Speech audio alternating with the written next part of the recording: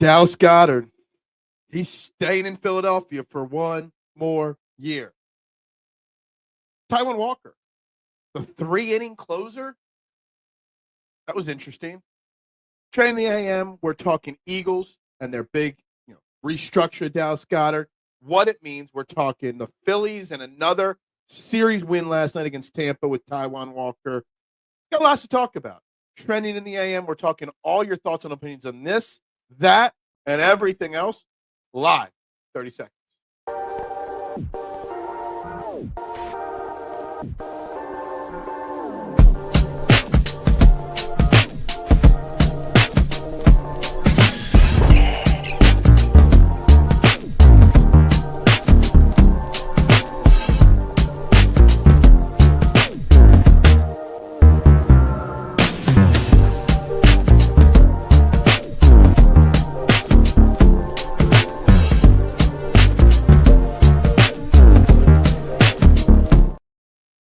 And a very good morning, everybody, and welcome to Trending in the AM right here on the STT Sports Network. We are live.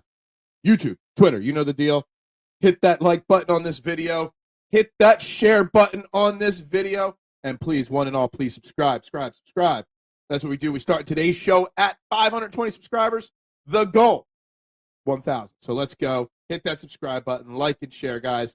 I'd greatly appreciate it. I'm your host, Phil Stiefel. You can find me all over the place, social media. But this is the place you want to find me every single morning as we're talking Phillies, as we're talking Eagles today. Phillies, Taijuan Walker, the 3-inning closer. Who would have known? Rob Thompson does something crazy again, and it works out. We're going to talk all about that. But we're going to start the show talking all about the Eagles. I got the Green Eagles overlay here. Dallas Goedert is remaining in Philadelphia for at least one more year, agreeing to a contract renegotiation to stay in Philadelphia, where he was scheduled to make about $14.25 million. The Eagles clear up about $4 million in cash, signing him to a one-year, $10 million contract with about $1 million in incentives, freeing up about $4 million extra. And now the Eagles are capable, or are bringing back 10 of their 11 starters on their Super Bowl winning team. Guys, it's something we didn't expect to happen, but something that did happen.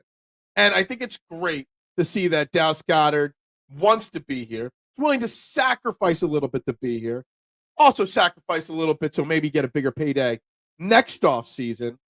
There was reports yesterday after this was announced that multiple teams called Howie looking for a trade, but Howie really did not want to move Dallas Goedert unless it was like an I can't say no type deal. So Dallas Goedert being back is the big Eagles news of the day. And I want to get all your thoughts and opinions on it, how great it is, how big of a deal it is that he wants to be here. And that's that. Good morning, Duck. Hope you are well. The contract numbers, 1 year, $10 million. I'm assuming that's fully guaranteed. And $1 million worth of incentives total. So he's basically leaving a couple $1 million on the table to stay here in Philadelphia for at least one more year. What is up? How you doing? Howie fails to improve the title. What? Stop. $10 million guaranteed is the deal. Yeah, and so it is fully guaranteed. I expected that. Good morning, Adam. Hope you are well. Phillies are rolling. They are 8 of their last 10 games. The Phillies are playing good, and man, that Taijuan Walker performance last night. We're going to dive deep into that.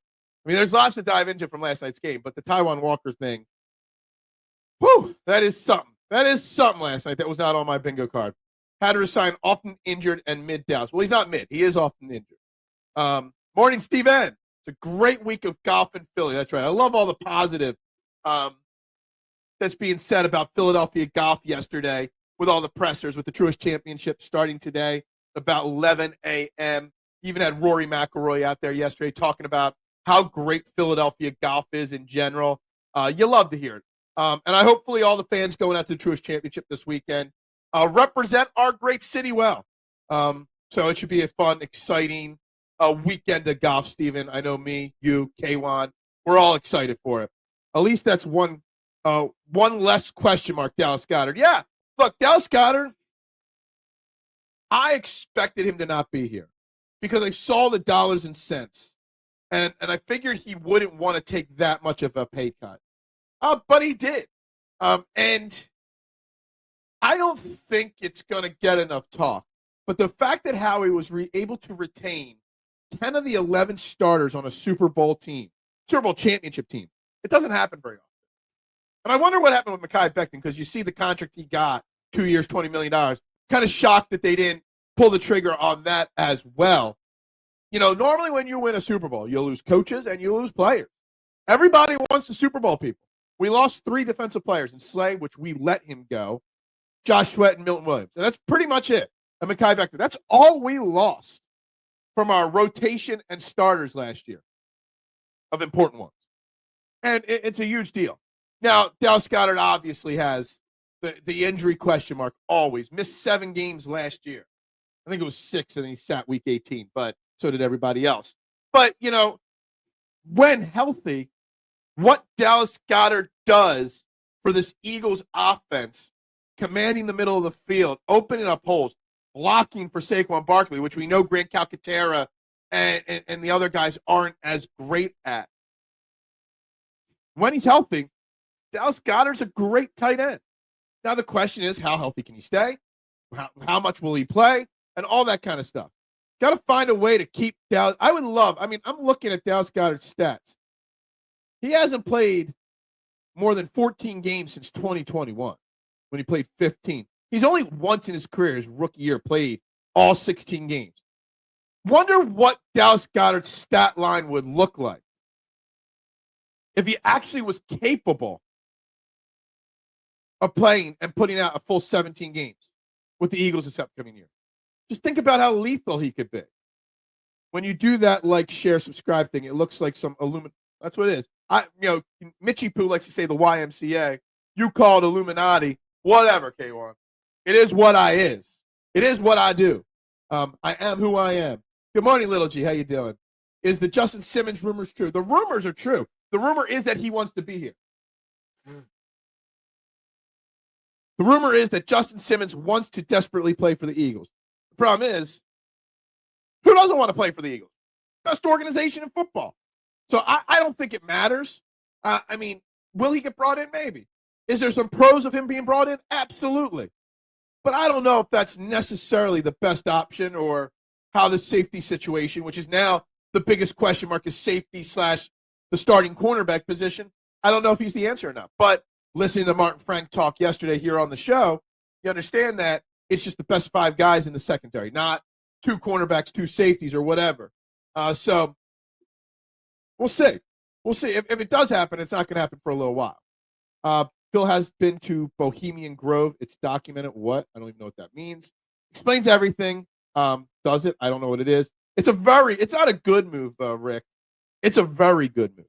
Being able to return Dallas Goedert for one more year, to keep pushing this offense forward for one more year, it's a huge win for Howie. It's a huge win for the Eagles, and it's huge for Dallas, because if Dallas Goedert can come out and play 16 or 17 games and pump those numbers up, he'll get paid bigger next offseason when he's officially a free agent. So Dallas Goedert going to pull a hammy on his way to sign that contract. I mean, he does get injured a lot. That is the only concern with the guy. I say every year Eagles need tight end upgrade and edge. So, they've upgraded this tight end room.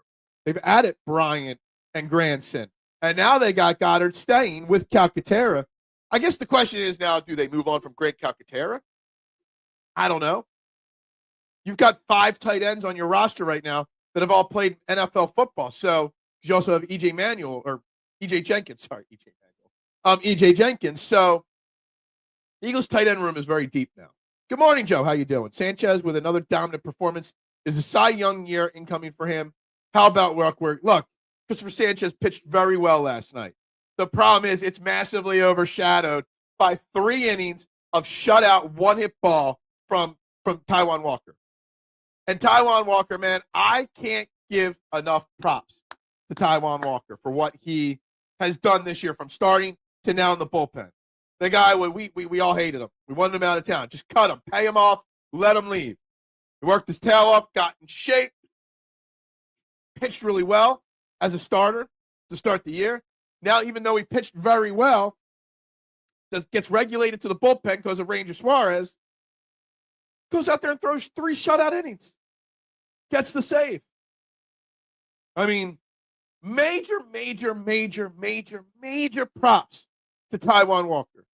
And it's going to overshadow how great Christopher Sanchez was last night. We did lose Kenny Gainwell. Oh, no. Goedert led Eagles in total receptions in the playoffs.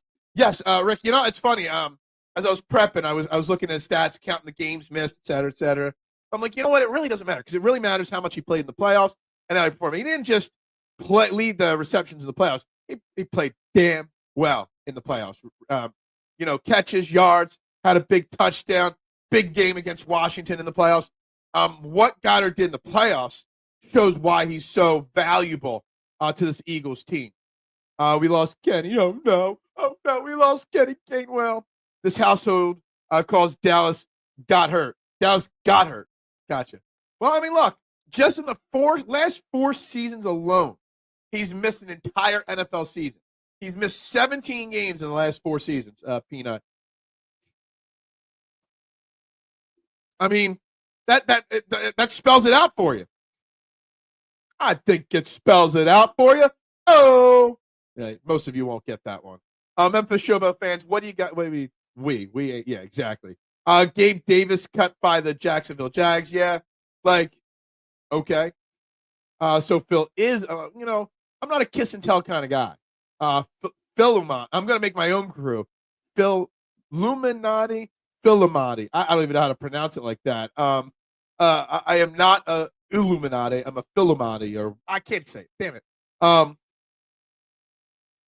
Phil's won with small ball. I even saw a squeeze last night, Rick. To see little things like last night, Taijuan Walker, a squeeze, a successful squeeze.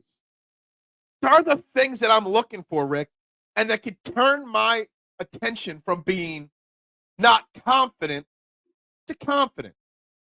Last night was, in my opinion, Rick, was the best win of the season. They are now 21-15, the Phillies. Last night was the first win that maybe swayed my confidence a little bit into the good side. That, Rick, was a perfect win. Pitching, hitting, small ball, home runs, everything happened perfectly last night. Now, I won't lie. Tampa Bay is even worse than I thought they were watching that game last night. The last 2 nights. But that was a perfect win last night. No more Core 12. It's now the Philly. I don't know about that. The Core 12 will live forever.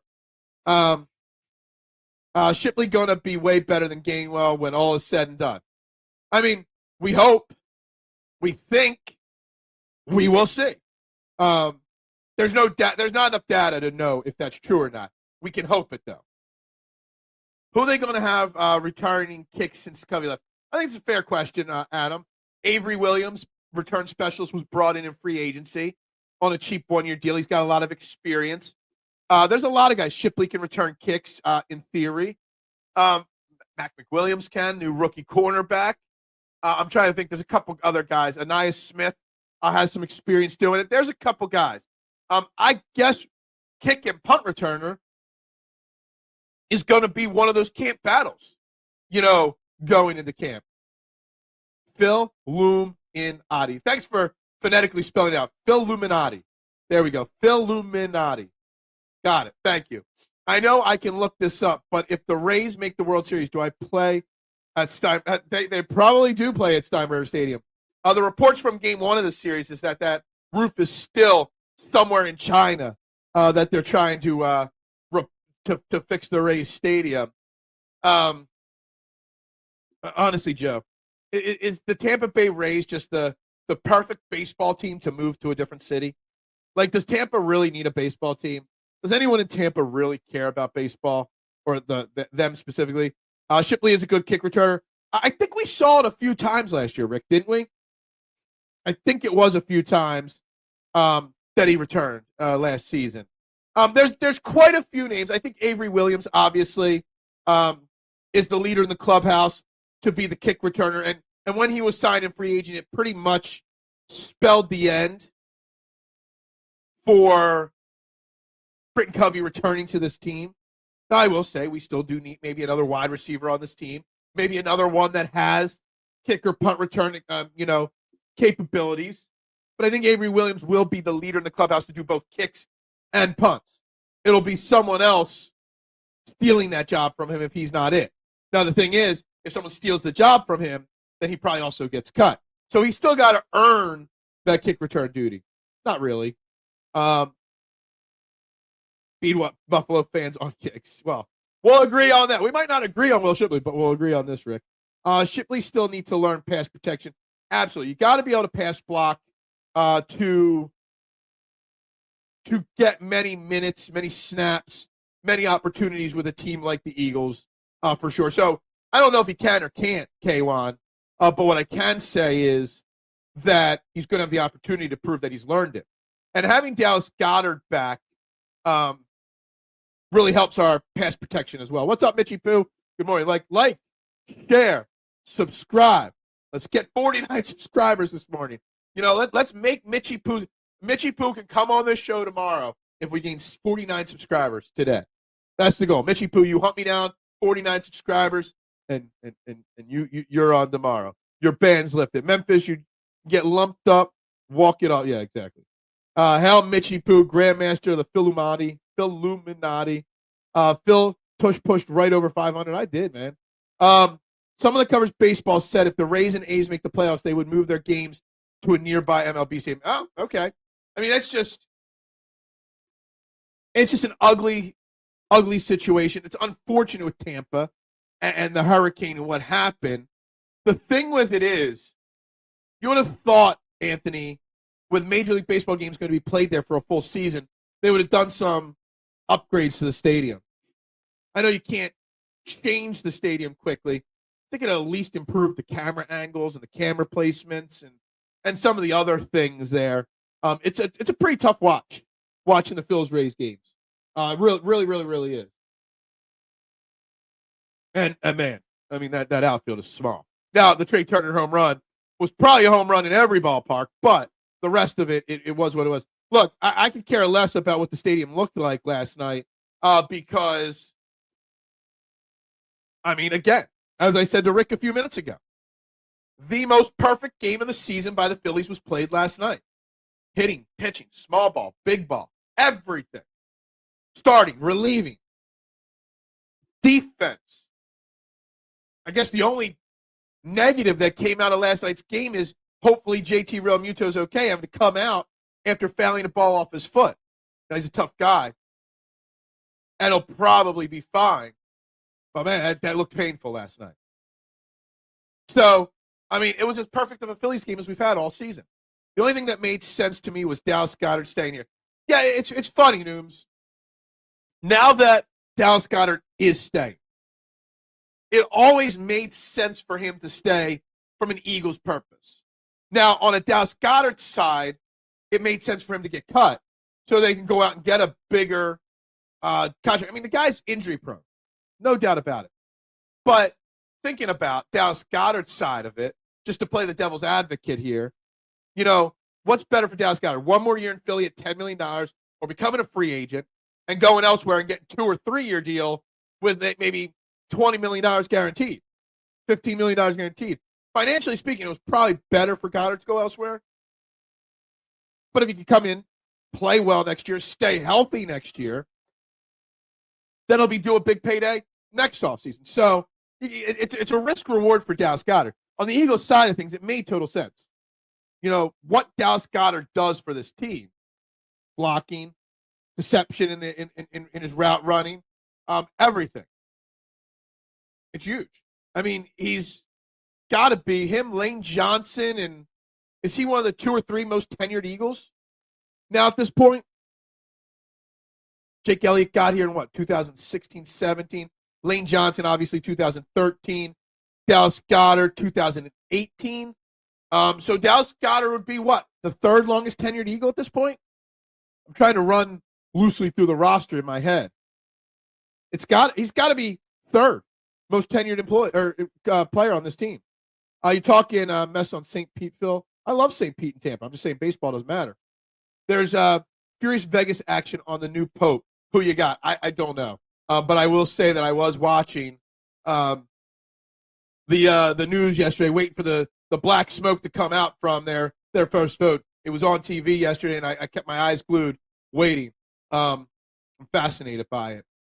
Go figure. You score runs quickly when you put three really fast guys back to back to back. It only took 2 years, and now, yeah. Look, the thing that's great about the Phillies lineup right now is I love the way it's constructed, and I love the way they're all hitting in these positions. The problem is that Rob Thompson messes with it every 4 or 5 games and can't stick to it. So, but when the lineup is constructed like last night, like it should be, this lineup is unstoppable for the Phillies. Goedert wants another ring. I mean, yeah, and that's a big deal, K1. Why do you think Justin Simmons wants to come here? People want to go to a team where they're going to have success, and they can parlay that success into other financial opportunities. Goedert cares about those titles. Goedert cares about rings. And you know what? I applaud Dallas Goedert for accepting a pay cut to stay here one more year. I do. This will Goddard's 8th season with Philly. Yes. I'm just trying to think. Obviously, Lane Johnson's been here longer. I think Jake Elliott was 16 or 17 when he got here. Goedert was 18. Mailata was also 18 as well, I think. But Goddard was drafted in the second round. Mailata the 7th round. So technically, Goddard's got more time on the team. I don't think anybody else has been here as long as them. So that's interesting. Defender versus Brahmas, what? Who cares about the UFL? Nobody does. It's also a shame that every Philadelphian migrates to the Tampa area for retirement, so 3/4 of the stadium. Yeah, absolutely. It's not a shame. It's cool. I mean, I would migrate to the Tampa area, Dunedin, Clearwater if I hit the lottery. If you never see me again, that means I hit the lottery. I moved to Clearwater Beach. But yeah, I mean, the Tampa airport's fantastic. I mean, it's a great area, great region, Gulf Coast living. Fort Myers, anywhere between Fort Myers and Tampa is perfect. I don't think he generated a lot of intrigue throughout the league, and he knew it. Who? Goedert or Walker? I'm assuming you're talking Goedert. And the reports are yesterday after this deal broke is that there were multiple trade offers, or at least trade discussions with other teams for Dallas Goedert, and Howie Roseman wasn't willing to pull the trigger. So interesting. I never thought I would see 4 conclaves in my lifetime. Yeah, I don't even know how many there have been. So, Rojas is feeling the Crawford heat. Maybe not. I don't know. Welcome to the Philluminati.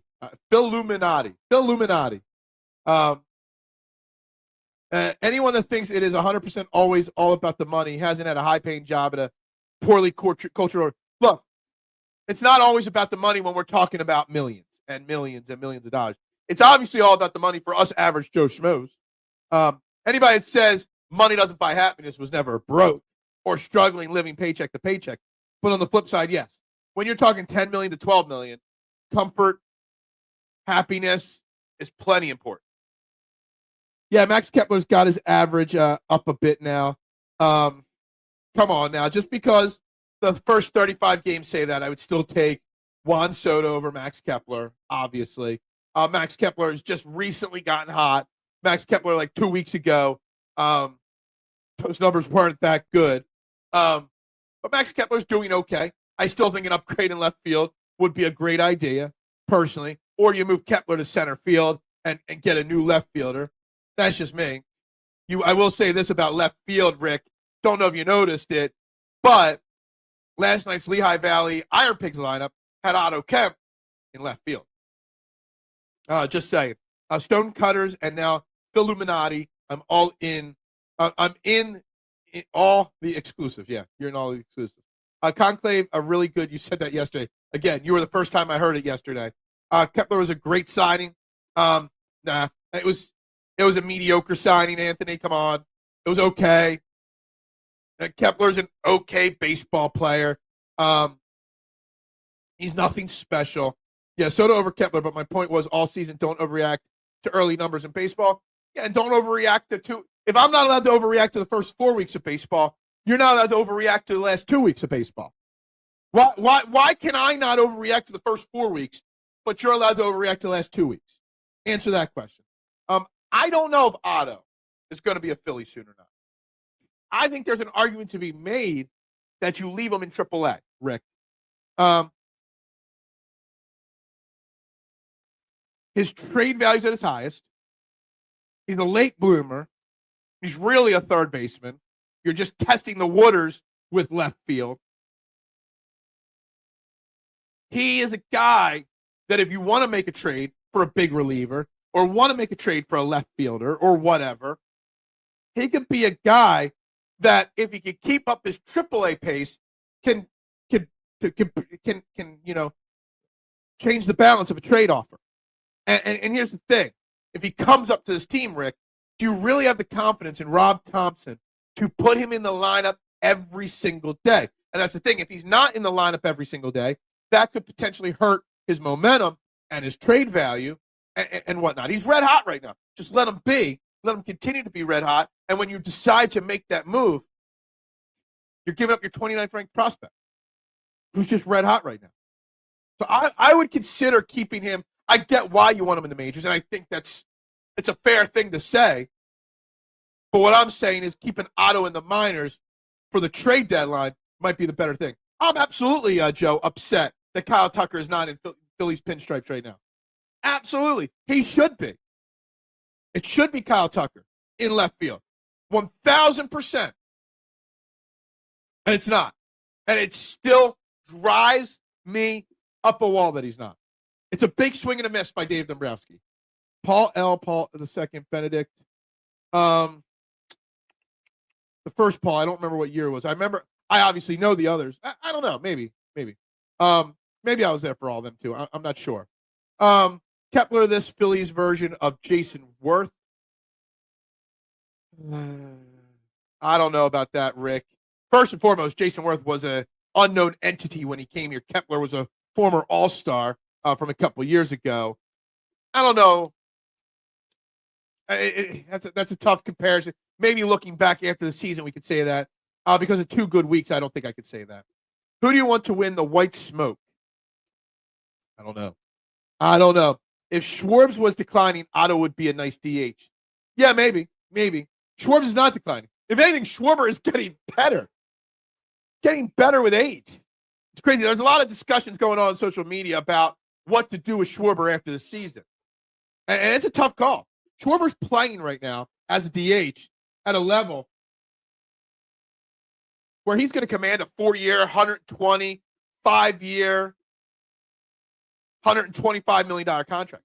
And who's going to pay him to be a part of their team till his 38, 39-year-old age? He is playing phenomenal baseball right now. Well, he's swinging a phenomenal baseball bat. That's all he really does. Do you think Bryce Harper is returning to form as we know? Yes, I do. I out of all the struggling Phillies, I've said it for 2 weeks now, Todd, and good morning, Todd. Hope you are well. I've said it for 2 weeks now that Bryce Harper is the only Phillies player I was not concerned about that was slumping, because Bryce Harper is an MVP caliber player every single year. So he's getting out of his slump a little bit.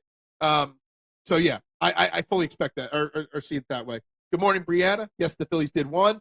The least conservative of the candidates is the Canadian, but it seems I don't even know who the candidates are. So no, thank you. The murder of Paul. What? What's up, Rolla? Look, we all know what the Phillies need. They have a very good team, but they need a legitimate closer and probably one more bullpen arm. And they can use another bat. Dombrowski needs to get to work. Thank you for tuning in. I think this is the first time I've ever seen you in the chat. Make sure you've liked, shared, and subscribed to this. We go live every single morning, talking all things Philly sports. And I agree with you. Absolutely. Maybe you don't need 2 bullpen arms. If you get an elite, legit closer that can give us confidence every single game when his number's called, I think that balances out the rest of the bullpen. Now, if you go for like a second-tier closer, like a Carlos Estevez like last year, even though he's having a great year this year, not in Philly, then maybe you need 2. I don't even know who's the most elite closer that could be had at this point, Rolla. But yeah. And yeah, I do want another bat. If you're not going to call up one of the kids from the minors, you definitely need someone to play left field. or center field. I say left field because I think you can get more offense in a trade from a left fielder. You can slide Kepler over to center and go that way, or you need the best center fielder that might become available. I don't know. But that's what I would do. A Canadian Pope would signal the end of times. You guys are loving this Pope talk here, aren't you? Casty is using the obliques very well in his swing right now. Casty is, I saw somebody put up, I don't know if it was John Foley. Might have been. I forget who it was. Put up on social media news Casty's stats over his last 162 games. And I think you'd all be shocked at how good his last 162 games went. Because he's Canadian. I don't know what's going on with all this conclave talk in the chat. Go get the closer.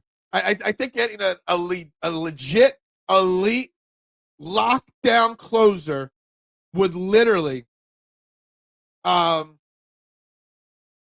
seal the deal for us being World Series contenders, like Rick in the chat always says. For sure.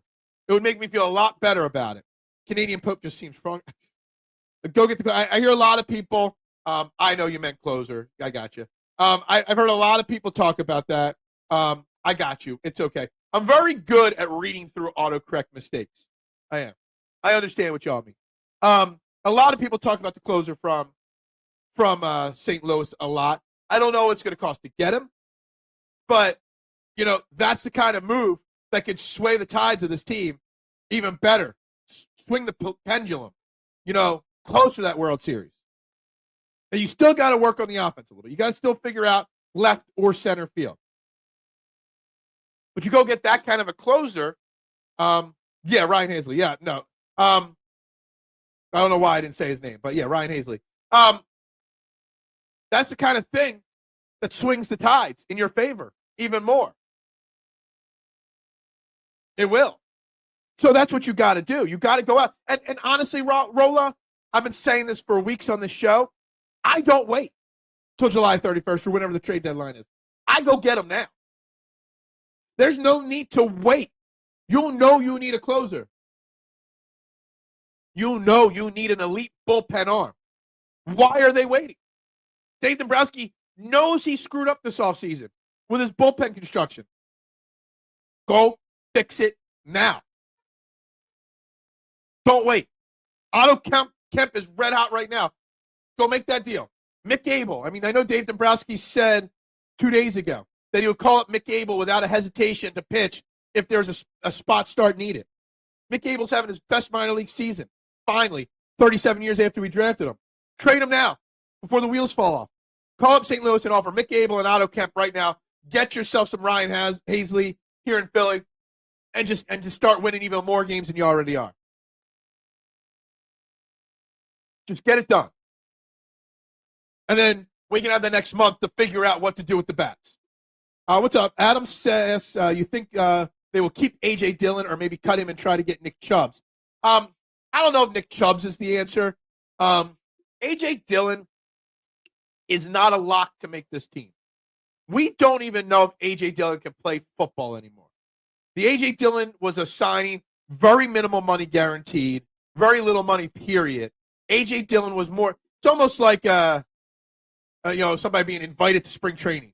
Not on the 40-man roster, but if they impress, maybe they get a chance. A.J. Dillon, to me, he's not a long shot to make the team, but he's not a lock to make the team. And there's a lot of other running backs along with Nick Chubbs, J.K. Dobbins. There's another one that I wanted to mention. Naeem Hines. There's a whole bunch of veteran running backs out there available in free agency. I think what they're going to do is they're going to see what they've got in A.J. Dillon in OTAs at the end of the month, and then they're going to go from there. So that was a career-ending injury, neck injury he had. He sat out. He hasn't played football since November of 2023. So Nick Chubb, sure, maybe. But Nick Chubb's a guy, he's a guy that might want to come here on a one-year prove-it deal and then get a big payday next year, maybe. Duck and K1 are still talking about the conclave. And shoot, man, maybe you get creative this year and trade somebody like Stott and call up Ada Miller. Wow, that's not the creative move I would do.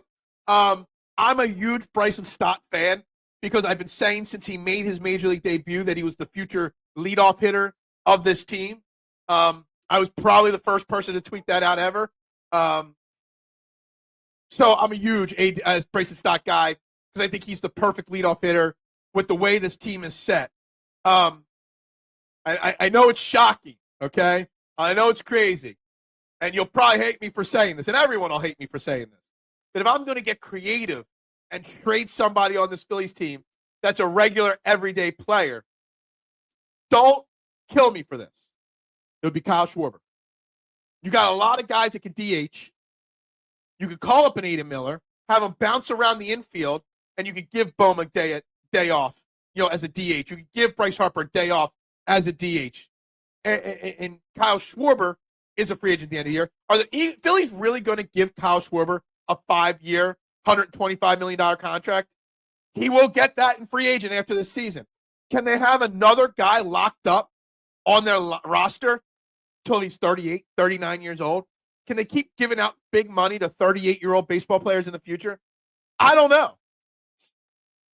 So if I'm going to get creative, shockingly enough, it would be with Kyle Schwarber. But I like creative ideas like this. I don't like this one personally.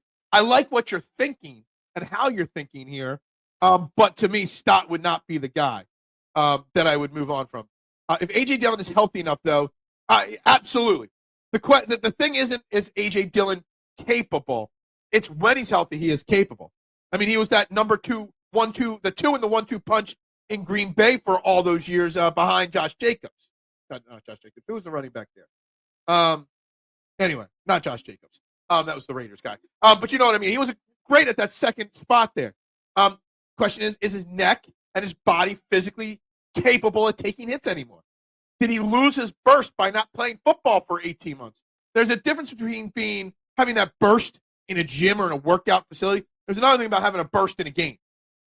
There's game speed and non-game speed. They did it to Kennedy and they did it to John. What's up, Eric? We haven't seen Eric, the gatekeeper, in the house in a long time.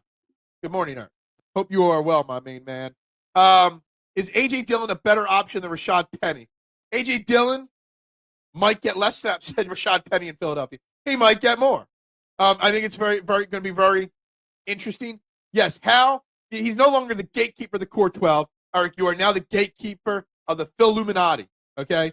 We have changed the name. I am Phil Illuminati, and you are all my minions. And this is exactly what I'm getting at with the Kyle Schwarber thing, Noobs. It really is. Look, I don't want to lose Kyle Schwarber. Kyle Schwarber is probably the best hitter on our team at this moment. He's a free agent. You haven't been able to work out a deal. He's 33 or almost 33. He, for sure, will command a 4 or 5 year contract in the offseason at $25 to $30 million a year. If you're going to get creative, if you're going to move on from one of your starters, just imagine the package of prospects or major league talent that you could get for him right now at the trade deadline. Just imagine what you could get. You could trade prospects for whoever you want and then trade Schwarber and get even better prospects back probably. Kyle Schwarber, yeah, he's batting cleanup and leading the majors in home runs. Why did it take time? We've had a real leadoff hitter in Bryson Stott and Trey Turner for a while now. But Kyle Schwarber likes to bat leadoff. And it's taken all this time for Rob Thompson to tell Kyle Schwarber, look, bro, love you, but you got to do what's best for the team. I heard you say you were sold your house, did not know you were not living home. Hope all is well, man. Hey, moving and all that kind of stuff is crazy stuff. It's tough. It's not a buyer's market anymore. It was a seller's market. That's why I'm looking at it backwards there. But yeah, look, Kyle Schwarber, nobody wants to lose Kyle Schwarber. Nobody does. But with what's going on right now, there's a theory, there's a thread, there's a thread you could pull on that Kyle Schwarber is tradable. You put Ada Miller up, or start Sosa, whatever. Bohm could be a DH occasionally. You can get Castellanos off his feet and let him DH occasionally. There's a lot you could do. You're losing Kyle Schwarber. I would almost be shocked if Kyle Schwarber was on this team next season. And you risk losing him for nothing. Now, there's also an argument to be made trading Kyle Schwarber right now would be a detriment to the locker room. I guess in theory, he's probably our best leader on this team. Maybe. But we'll see. We'll see. I think the conversation, if we're talking Phillies, if we're talking Eagles, it's got to, I mean, we've talked more Kyle Schwarber and A.J. Dillon than we have today of Dallas Goedert and Taijuan Walker, which are the two most important stories in Philadelphia right now. I heard Schwarber say he wants to do one-year contracts like he did with the Cubs. Interesting. I haven't heard that, Adam. Well, in that case, then, yeah, sure. Then Kyle Schwarber, you don't trade him, and you keep him on another one-year deal. If I could keep Kyle Schwarber on 1 year, $30 million deals every year, of course I'm doing that. I doubt they win 80 games without Schwarber. He's the best player. I agree, Anthony. I agree. I'm not suggesting they should trade Kyle Schwarber. Rolla brought up trying to be creative to shake things up, and I just brought up an alternative because there's an argument made you're going to lose him for nothing. So you try something creative like that. I'm just making a suggestion. It's not something I think they should do. It's not something I think they will do. Just trying to think outside the bubble. Trying to think outside the box a little. That's right, Eric. It's always bubbles up, all right? Always bubbles up. All right, let's get back on point, though, if we're talking Phillies and Eagles. Let's keep talking Dallas Goedert and what that means. Let's keep talking Christopher Sanchez, but more importantly, Taijuan Walker. I don't think enough credit. And guys, please, whoever's watching, hit that like button if you haven't already. Share it out. And if you haven't, please hit subscribe. Would greatly, greatly appreciate it. I just noticed when I went like this, I actually went too sweet by accident. Didn't even realize I did that. I don't think Taijuan Walker is even remotely getting the love he deserves. I mean, he's getting credit after last night. But to have as bad of a season as he had last year and to not stir up any drama. He basically didn't play in the playoffs last year. Basically got benched for the playoffs. To focus, to stay locked in all offseason, get in shape, work on his technique and his form, get better, come out, earn a spot in the rotation because of the Ranger Suarez injury, but come out and pitch really well. And continue to hear the noise. You're going to be gone, blah, blah, blah, whatever. And then Ranger Suarez comes back. Despite him pitching well, he gets relegated back to the bullpen. You know what? Okay. Whatever it takes to help the team. And then he goes out there last night in his first bullpen appearance. That's right. Goes out there in his first bullpen appearance last night, throws 3 innings, gives up 1 hit, and strikes out 7 of the 9 outs he got through 45 pitches, getting his first career save. And I know Christopher Sanchez, 6 innings, 1 hit, 3 walks. Great performance from Christopher Sanchez, obviously. But Taijuan Walker doing what he does and how he's done it. It's one of the great success stories of recent memory. Even if the wheels fall off tomorrow for him. What he has done through the first, 6 weeks this season? 35 games. Yeah, about 7 weeks. What he has been able to do in these first 6, 7 weeks of this season, no matter what happens the rest of the year, it's a major success story. Massive success story. If anything, you want to shake things up, maybe you trade Taijuan Walker right now. Maybe that's how you get off the Taijuan Walker contract, which is not a good contract still.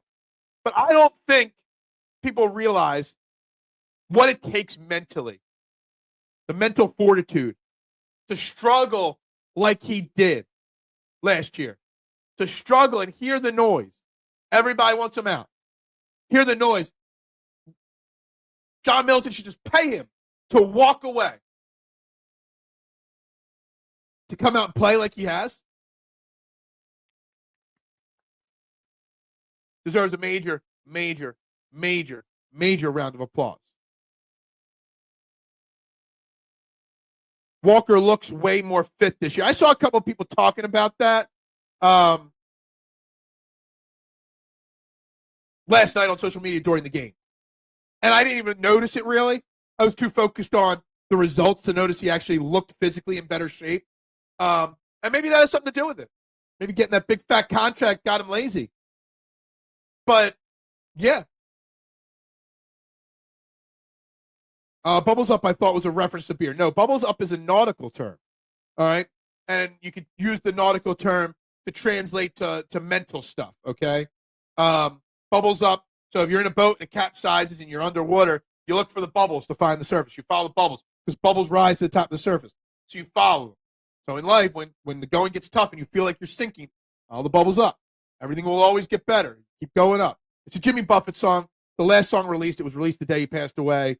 And mentally speaking, if you listen to the words of the song, really pulls on your strings. But it's a great song to listen to when you're feeling down in the dumps, mister. And it really helps me out. I mean, my last tattoo I got, it's upside down. Can't really turn my arm the right way, is a bubbles up tattoo. It's a great word. Is strong subliminal Illuminati messaging. It is. Not Illuminati messaging, Philluminati messaging.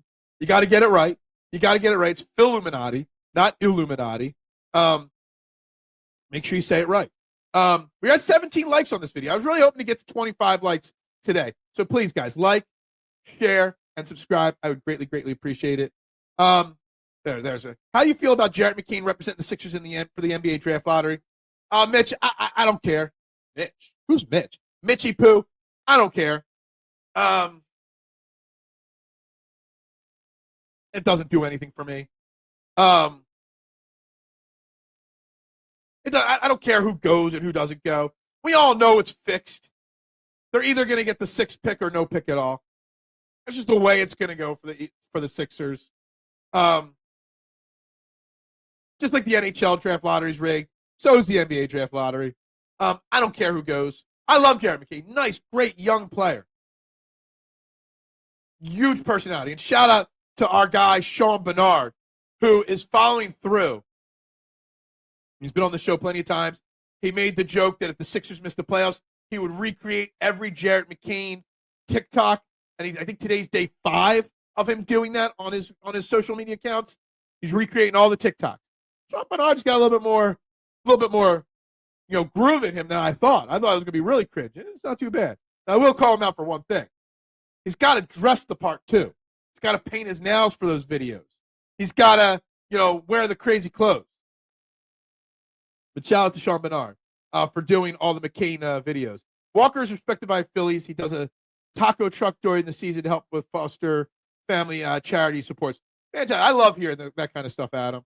Love hearing the good. Love hearing the good that athletes in Philadelphia do. There's a reason why so many athletes fall in love with this city. This is an amazing city. It's a beautiful city. Philluminati. I stand correct. Exactly. Embrace the Philluminati. Exactly.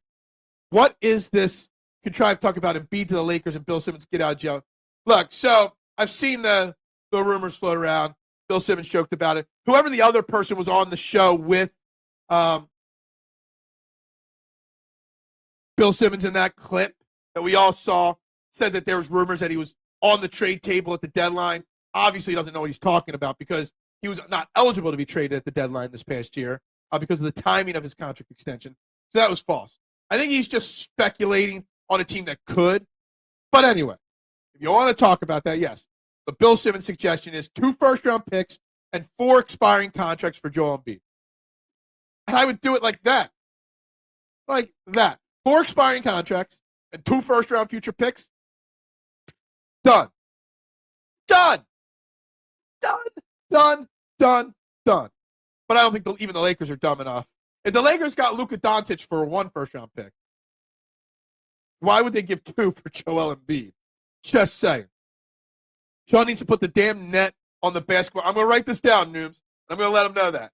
Sean Bernard net on basket. I didn't notice it. That's a good attention to detail there from Nooms. Good attention to detail. Did not notice that one. But I'm going to point it out now as often as I can, just to help you out there. But yeah, the Lakers aren't going to trade for Joel Embiid. Not at least that much. So we would have to wait and see on that. Oh, have you? Good. I don't notice those kind of details. The detail I noticed on his last TikTok was his nails weren't painted. And that's it. That's what, if you're gonna do the part, you might as, if you're gonna do the videos, you might as well dress the part too. That's the way I look at it. Guys, this has been a fun show. We're only 50 minutes into this show today. This has been a fun show. Some very interesting conversations. The Bill Simmons video obviously did not include Austin Reeves. And he was very open about that it wasn't including Austin Reeves. So just throwing that out there. But in theory, that would be what you would want in that deal, but that's not going to happen. Look, Joel Embiid is 98% not likely to get traded by the Sixers this offseason. Will they try? Maybe. Will they listen to offers? Probably. But they're not going to get multiple first-round picks for him and expiring contract. You might get one first-round pick and some pick swaps, maybe, but I don't know. I don't know if you get two first. I think you got a better chance at getting a better package for Paul George than Joel Embiid. I drive Joel to the airport, squished up in my Toyota Corolla. I mean, look, I don't, want to see Joel Embiid go.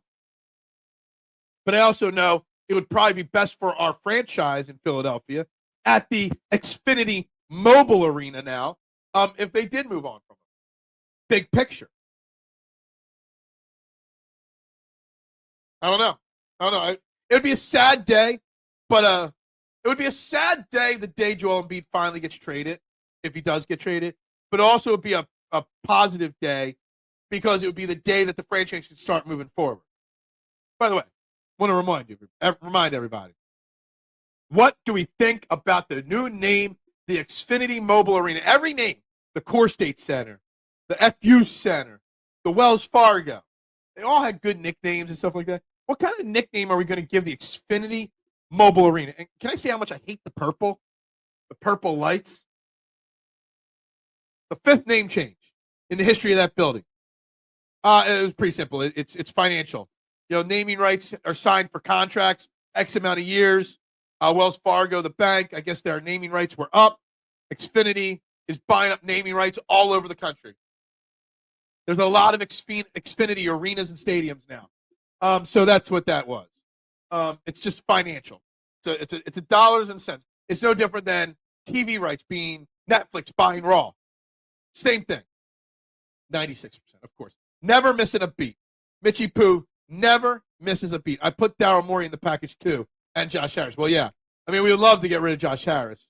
Daryl Morey should have been gotten rid of already, but yeah. Phil, you're a philosophical genius, but have you ever interpreted the lyrics of old Passer Classic? No, I have not. I have not. I'll have to look at that. Last night was the worst Coach Celtics game I've ever seen. What the F? Look, again, I said it yesterday. I said it again today. That I'm rooting for the Celtics. I can't root for the Knicks. I hate the Knicks. But I hate the Celtics too. If the Knicks win this series, and they're now up 2-0, and so they're in the driver's seat in this series, if the Knicks beat the Celtics in this series, that's the worst thing possible for the NBA. The Knicks versus probably the Pacers would be a low-rated conference finals. And if the Pacers win that, the NBA finals would be low. And if the Knicks do, outside of New York, everybody will turn out too. I hate it. I hate it. Fox's Pizza Den Arena. I don't think so, Adam. I don't make that kind of money.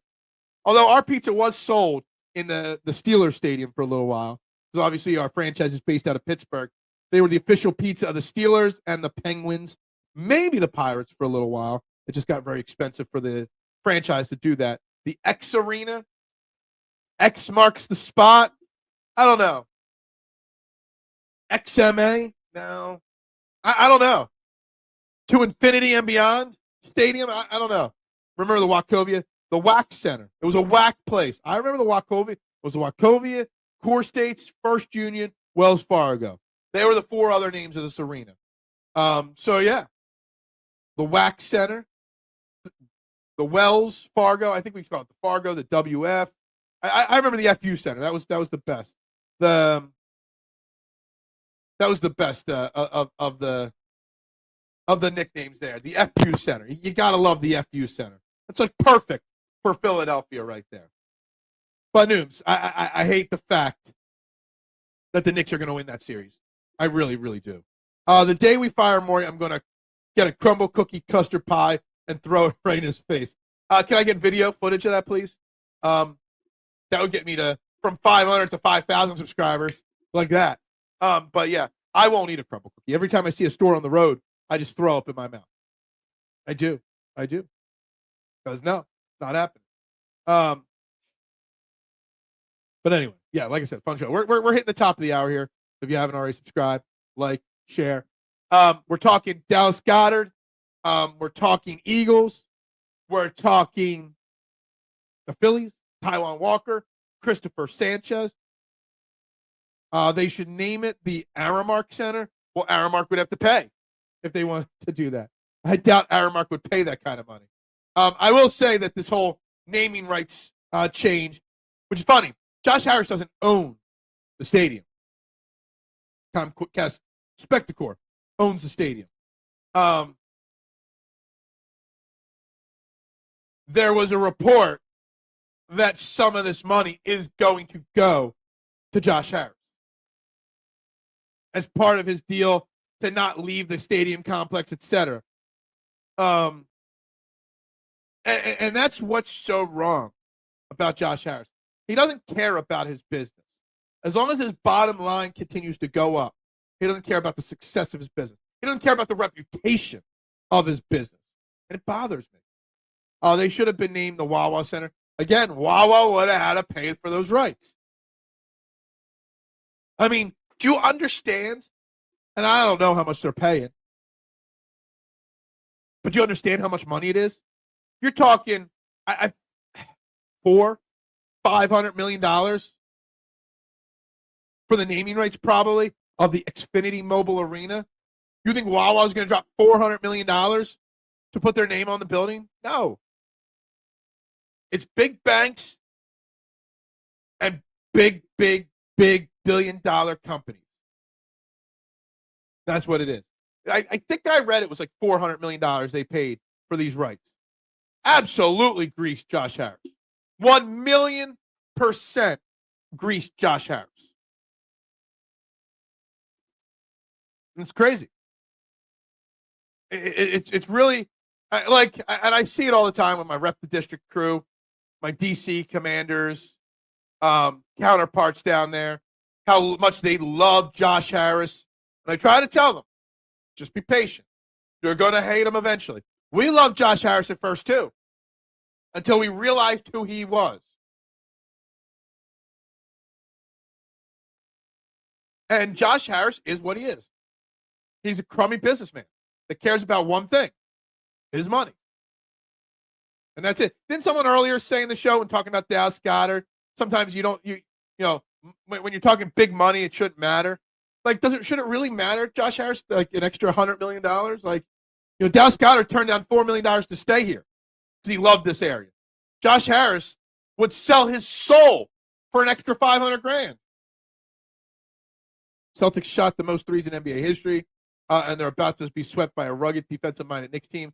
Let that be a lesson. I still hate the Knicks, mister. Still hate them. It costs $150 million. Well, those rights got to be coming up soon. Maybe that was originally. Like, if those rights are coming up soon, it's going to be $150 million a day for the name to the Lincoln Financial Field. rumors have it Sixers were playing their cards by saying they were going to go to Center City to get a new stadium. Rumors have it, Joe, it was literally a cat and mouse game between Josh Harris and the city of Philadelphia. And I guess Comcast Spectacor as well. It was a game of cat and mouse. Look, I got this great deal over here. And I feel bad to an extent for the mayor who got suckered in and reeled in and made so many public appearances and so many, financial decisions for the city to woo them into Center City, when in reality, Josh Harris had no intentions of moving the Sixers downtown. He was just doing it to grease the wheels, to convince Comcast and company to make him even richer. Harris is still better than Snyder. That's true.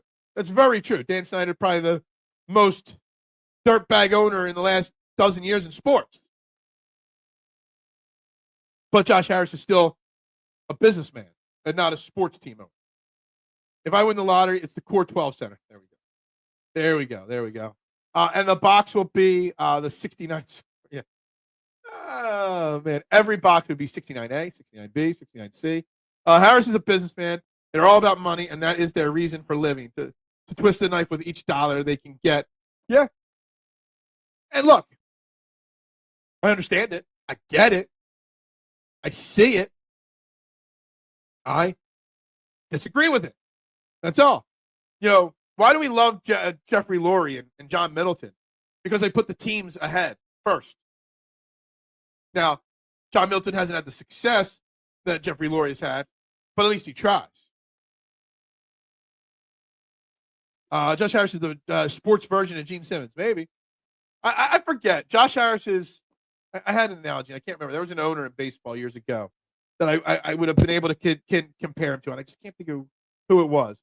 But all he cared about was dollars and cents, and it ruined the team. And I'm not talking Billy Beane. It's the Villanova Knicks or the New York Wildcats, whatever it is. I always have hated the Knicks, always. But last year's playoff series against the Sixers, and how Nova became Knicks Nation instead of Sixers Nation, who they should represent, really left a bad taste in my mouth, Eric. And I will forever, ever hate the Knicks so much more than ever before. So much more. Jalen Brunson, while a tough, gritty, hold on, where's the wording here? A rugged defensive-minded Knicks team. While Jalen Brunson is a rugged player, he's also exactly what's wrong with the league, with the flopping and everything else. So, yeah, I get the Knicks out of here. Screw the Knicks. Forget about the Knicks. I want nothing to do with the Knicks. F that is such a good what? Yeah. Oh, F that is it. F that is a good. I put like a dash in there. There's no room to build another arena in South Philly. Are they moving closer to the airport or something? There's more space down there, supposedly, and they will eventually build a new stadium. They'll just move things around. I hate the Knicks, but love my Nova guys. I always hate the Celtics more than any. See, Dante, this is a conversation we had the other day. No, I disagree. I hate the Celtics too, but I hate the Knicks even more because of the Nova guys. The Nova guys all in New York, and also the way, and I hope this isn't you too, but I might be crushing you, Dante, with this next comment. The amount of Sixers fans that hated the Nova Knicks last year, then instantly became Knicks fans because of the Nova guys immediately after that, I hate it. The Knicks, to me, New York will always be a more hated city than Boston to me. Sports-wise, city-wise, everything. No way. I could never do it. I would rather the Celtics come back and win this series. I would. I cannot. You will never, ever, ever, ever root for the Knicks in it. It's the Knicks and the Cowboys and the Giants. Like the Mets. They're the teams I hate the most, not the Celtics. Now, the Celtics might crack my top 10 of most hated franchises. Hell, it might be top 6 or 7. But the Knicks are head and shoulders I hate more than the Celtics. Brunson leans into everything, everyone shooting threes, and absolutely. They're supposed to be changing that, but they're not changing that. It better not be you. But a lot of Knicks fans, or a lot of Nova fans, hated the Knicks during that series last year. But as soon as they beat us, started cheering for the Knicks. And are cheering for the Knicks right now just because of Nova. No, I don't care where they went to college. Hell, I'm not even a Villanova Wildcat fan, really. Like, why are we? They're mainliners. They're the uppity guys, on the main line. I know a lot of Nova fans. Not Nova graduates. Mark Moschitelli, regular guest, former co-host on the show with me, is a Nova grad. I've had Big Smooth, Chris Jenkins on this show in the past. Well, actually, one of the other shows I used to host regularly. So I know my Nova stuff. I just care less. There's tons of space down there. There's still space. I think still some of the fish market is even still there. I want OKC to win it. I do too. That would be great to see them win it. Yo, Marshawn, what up? How you doing this morning? It's good to see you in the chat this morning. Hope you are well. Title this year, go to OKC. Knicks are the NBA Cowboys. Well, they're trying to change that this year, the Knicks. And as much as I hate them, Eric, if they win this Celtics series, they're going to beat the Pacers in the next series. It's just the way it is. So it's going to be the Knicks in the NBA Finals. Against who? We'll find out. But it's going to happen. Compare Brunson to Trey, and they'll tell you he zigs while Trey zags. Honestly, I'm not a Trey fan either. But Brunson's more of a punk, I guess, about it. I don't know. Like, Brunson's got a more punchable face. I mean, Trey's literally physically got a punchable face. But personality-wise, Brunson makes me want to punch him so much. Can't stand the guy. A UConn. You're a Husky. Are you a Husky, Eric? My grandmother used to call me a Husky all the time. And I said, Grandma, you can't call me Husky. You can't call me fat. She's like, I didn't say you're fat. I said you're Husky. I'm like, that's the same thing. She said, no, it's not. There's a difference. And to this day, I still don't know what the difference is between being fat and Husky. But love my grandma for those kind of comments. Every time I go down there is gridlock traffic, logistically new construction sounds like a nightmare for fans. Absolutely. If I was Comcast Spectacor and the Eagles and the Phillies, I would get together and pool our money. No new stadiums. I mean, there's rumors the Eagles might eventually try to build a new stadium soon. I would pool all our money together and work on the infrastructure of that area. There's got to be a way to improve the traffic flow in that region. There's got to be. There's nothing worse than going to a Phillies, Sixers, Eagles, Flyers game and then leaving the stadium. Well, maybe the Flyers game's not a big deal because, like, 3 people go to the Flyers games right now. But outside of that, nothing worse than trying to leave that stadium complex after a game or a concert or an event. It's a disaster. I live about an hour from the stadium. It takes me almost 2 hours after I leave the stadium to get home because it takes you an hour to get out of the parking lot. Rick Carlisle's a good coach. I'm not underestimating them. And they're up 2-0 against Cleveland right now as well. And Hal Burton, I'm a fan of him. TJ McConnell's on them. Dude, I would 100% be rooting for the Pacers to win that series.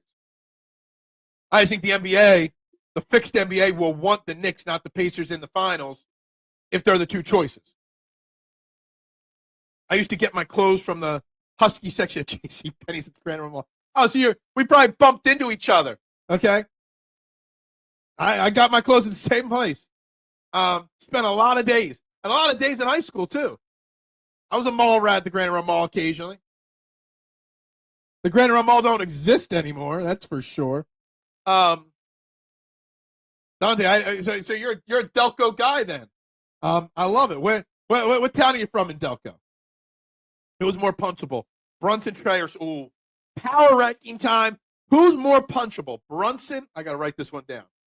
I'm going to write this down. Brunson, Trey, Simmons. Punchable. I would have to say Brunson 1, Ben Simmons 2, Trae Young 3. That would be my power ranking on that. A Subway down there? I don't know. Maybe. It's a word for being fat. Chubby's just another word for being fat. They have a plan for traffic, but it's going to take 5 to 10 years, plus all the restaurants and stores. Okay. So in 10 years, then I'll start going back to games regularly. So when I lived in the burbs, I would drive into the city and park near the Broad Street line and take that into the stadium and then take Subway back to the car. It seems like a lot of work. If the Flyers don't hire Mike Sullivan, somebody said yesterday he already got hired. I don't know, but maybe that was misinformation. We never had time yesterday. It was a very busy day yesterday. I want to look up a list of coaching candidates for the Flyers and do actually some Flyers research for the show. I will say this, Rick. Because of the fact that the Flyers are going to have to be a topic around here, I did spend some time yesterday. I created a new overlay with orange. I went orange on an overlay. Okay. That's how much I know the Flyers are going to become part of the conversation again. Husky means you have muscles under a layer of fat. Fat means you're just fat. Okay. Well, then I was just fat because when I was 13, 14, 15 years old and my grandma was calling me that, there was no muscle under there. Yes, sir. I'm from the city where you went. Oh, so you're a Chester product. You're a Chesterite. There you go. That's what I call them. I call them Chesterites. Okay. There you go. Yeah, that's what you said yesterday, and I guess Rick didn't see that or whatnot. Good old Delco. Good old Chester. I'm a Ridley boy personally. C. Kane to be specific. But the Springfield Mall always sucked growing up in the late 80s, early 90s. So I always make the extra 10-minute trek out to the Grand and Run Mall. Yeah, we talked about this yesterday for like 2 or 3 minutes. Hence why I made the orange overlay. I don't even care that we didn't get Sullivan, Rick. The only thing I care about is that it's not Rick Tocchet. But we know there's also the college coach that's friends with Briere. That I forget his name off the top of my head. That could be a candidate to coach the Flyers. And I'd rather a college guy with no NHL experience over Rick Tocchet. It's official. It's official. Don't let it be the Knicks. Don't let what be the Knicks? The NBA championship, the NBA finals. I don't think I've ever said this in my life, Marshawn, but I'm 100,000% rooting for the Celtics to come back and win this series despite being down 2-0. 1,000%. I'm not rooting for the Cavs to come back in their series. I'm rooting for the Celtics to come back, and I don't think I've ever said that. The Flyers will shit the bed as usual. Like I said, I am giving Briere and Jonesy this offseason is their last offseason of benefit of the doubt for me. The coach is part of it. The draft is part of it. Free agency is part of it. What this team and organization looks like come September of next year, September of this year, will determine whether it's time for me to criticize this new incarnation of Jonesy and Briere. Yes, I don't want Tocchet. He's probably going to be the guy. I won't like that, but we'll see. I believe, yes, the Cavs are down 2-0 in that series. Almost positive on that.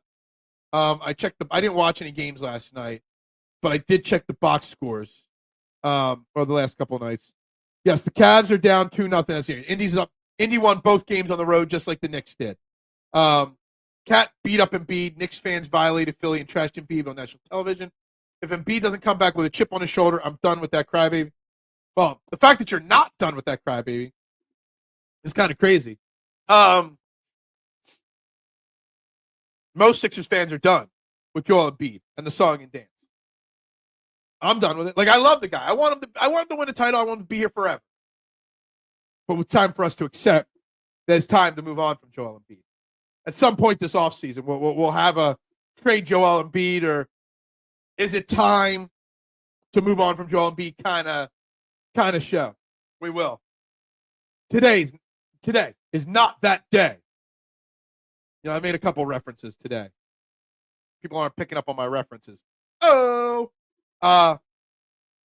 You never burn jerseys, Adam. This is probably the thing that annoys me most in sports. I still have my Ben Simmons jersey. I still have my Carson Wentz jersey. You don't burn jerseys. You spend how much money on that jersey?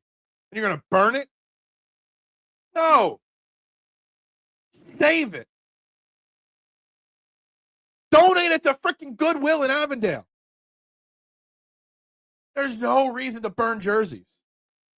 It's a waste of money. It is.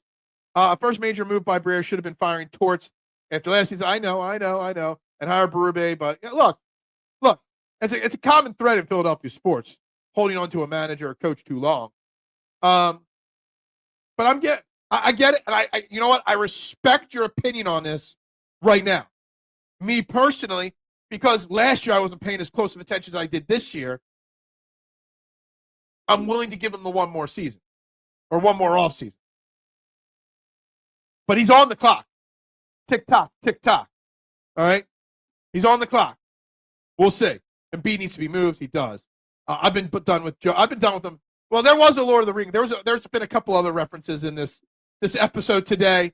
But yes, not this day. That was a Lord of the Rings reference. I mean, when he says that, he's got so many great monologues in that trilogy. It's amazing.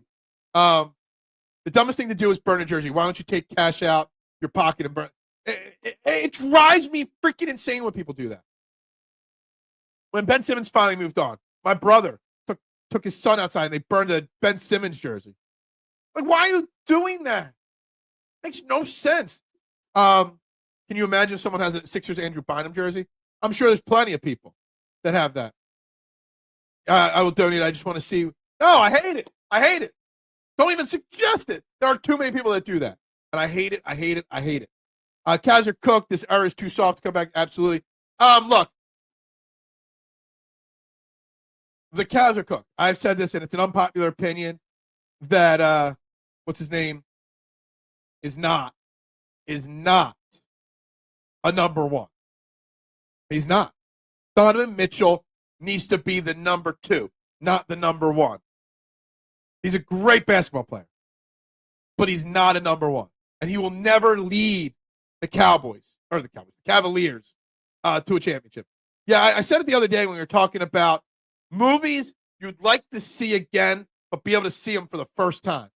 I would absolutely love to go watch the entire Lord of the Rings trilogy and have no memory of what I'm about to watch. I would love it. It'd be so amazing to be able to watch it again for the first time.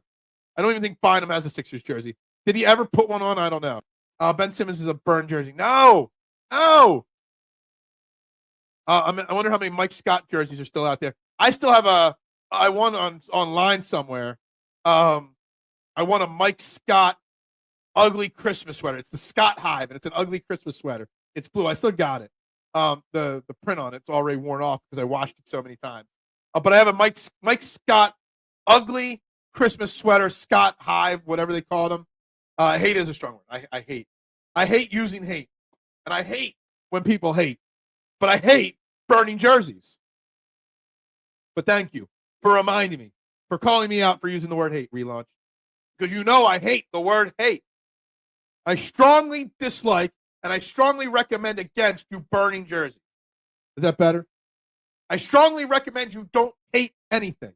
You can dislike everything, but you can't hate anything. Max and Hook quietly great addition to Eagles secondary and is Quinny Mitchell's best friend. We talked about this after the draft. Love that they brought in his old college roommate and best friend. I think it's a very smart move for the Eagles. And he might not make the team. He might be a practice squatter at first. But you know what? It's a smart move. It's a smart culture decision.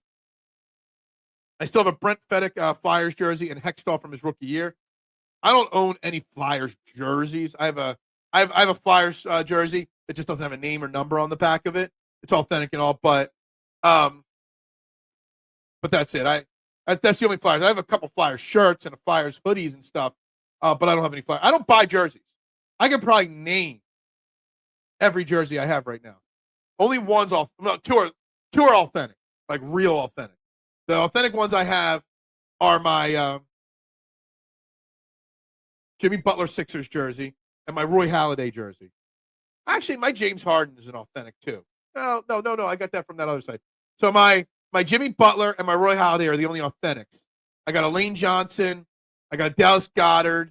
I got a Jalen Hurts. I got a Sugar Shane Falco. I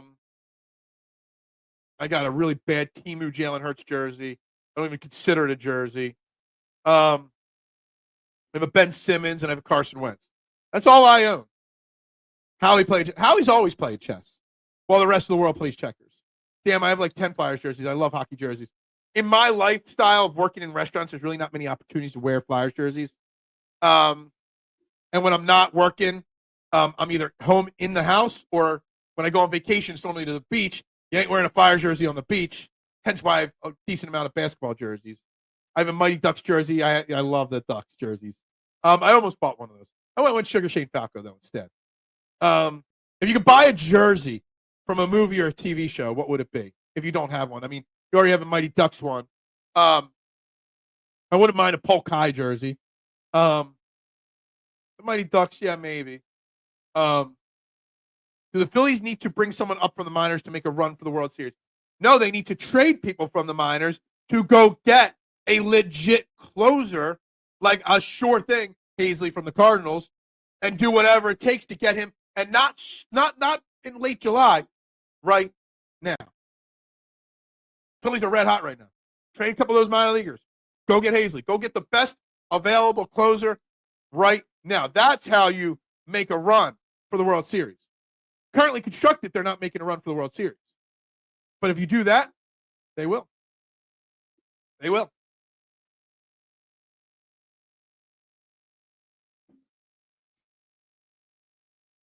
The jerseys from The Longest Yard. Yeah, I could see that.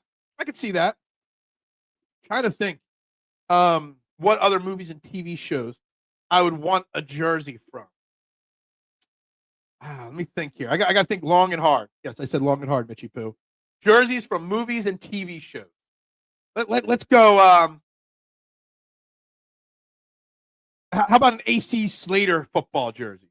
Here's one. A Clark Kent Smallville jersey. He did play on the football team for one game, just so you know. For one episode. I was a huge Smallville fan, by the way. I'm a huge Arrowverse fan in general. Even though that wasn't part of the Arrowverse, that was the Smallville universe, whatever. I think the Waterboy Bobby Boucher jersey is just too many people wear it. Too many people get that. No, it's not spelled Hurts, but the color is way off, and there's actually no Eagles emblem anywhere on the jersey. I'm holding. I'm like, it doesn't look bad for $20. Something's missing. No, it says Hurts. The number 1 is right. The color's a little off, but something's missing. It didn't say or look like there's no Eagles patch. It didn't say Eagles anywhere on it. I'll bring it down for tomorrow. I'll show you guys. Really like the new Utah hockey franchise new name jersey, Mammoth. Going to be a jersey that sells like hotcakes. Yeah. I saw a couple of logos. I haven't seen what the jerseys look like yet. They're terrible on defense and have a terrible bullpen. I don't think there's a trade they can make that would make them a World Series team. No, I disagree. I think a closer, a legit closer, makes him that.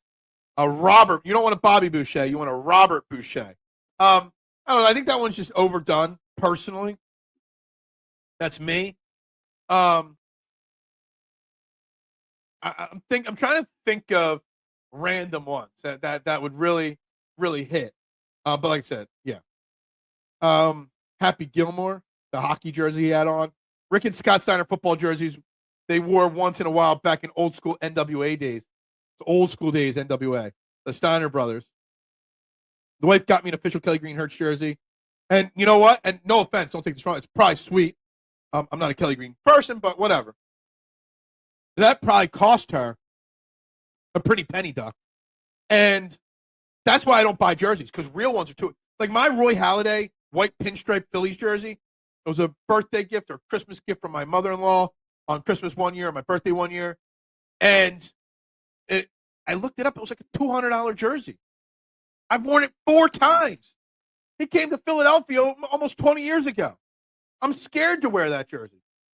Scared to wear something that's worth that much money. Are closers really that important anymore? I think so. Mister, especially come playoff time.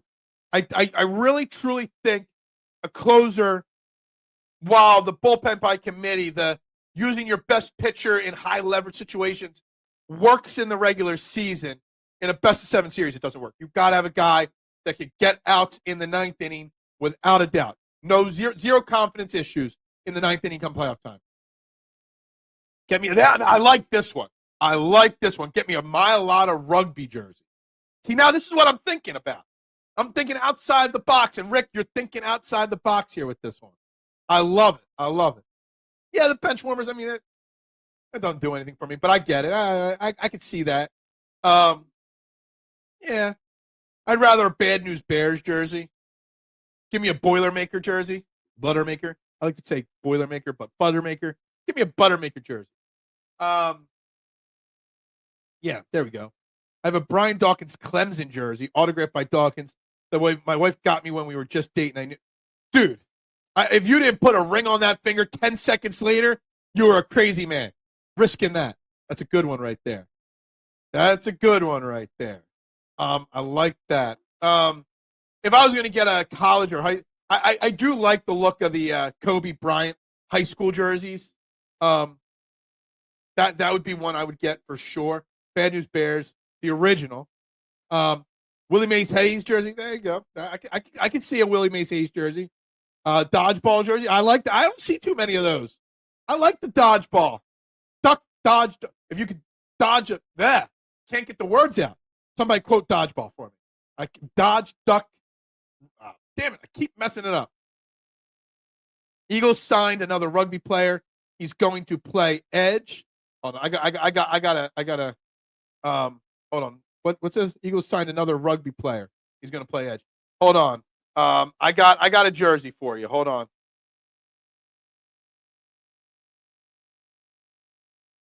There's a football team, a jersey that I want. It's from a TV show I won't name. The episode was called Quarterback Sneak. And yeah, in this episode, guest stars in this episode were Joe Namath, Jim Brown. They're the biggest names. I'm looking at the rest of the guest names. Quarterback Sneak jersey. You want to be special? I'm going to give you the last 2 minutes to think about that one. Yeah. Willie Mays Hayes, Ricky Vaughn, Pedro Serrano. I think I would go Serrano from Major League. I want a quarterback sneak jersey. It has nothing to do with Married with Children, but I would take a Polk High jersey for sure. Little Giants. I have a Julius Erving Sixers jersey. That's a good jersey. It's a good jersey. Waiting for somebody to know what quarterback sneak is. I mean, you're all probably Googling it right now, which is cheating, but it's such a bad episode from such a great but bad TV show. But it's such a bad episode that I love it so much. Teen Wolf. Yeah. The original Teen Wolf was, I won't lie, I actually loved Teen Wolf as a kid. It was one of Michael J. Fox's most underrated movies, for sure. Underrated for sure.